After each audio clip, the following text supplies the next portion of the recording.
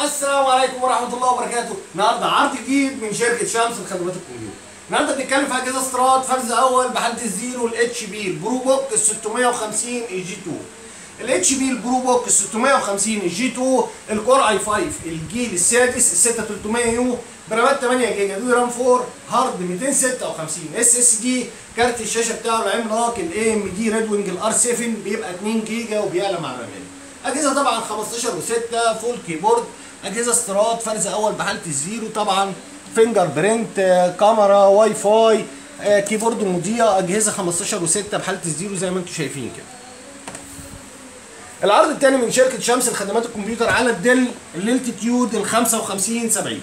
الديل الالتيتيود ال 5570 كور اي 7 الجيل السادس ال 6600 يو برامات 8 جيجا دي رام 4 هارد بيبقى 256 اس اس دي. برده بيبقى الجهاز فيه كارتين شاشه، كارت شاشه انتل وكارت شاشه اي ام دي ريد وينج بيبقى 2 جيجا وبيعلى مع الرامات زي ما انتم عارفين. برده 15 و6 فول كيبورد.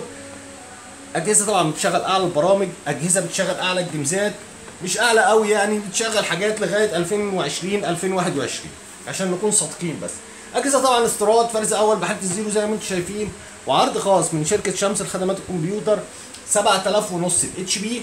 ان شاء الله الاتش بي البرو بوك 650 جي 2 سعره 7000 ونص لفتره محدوده.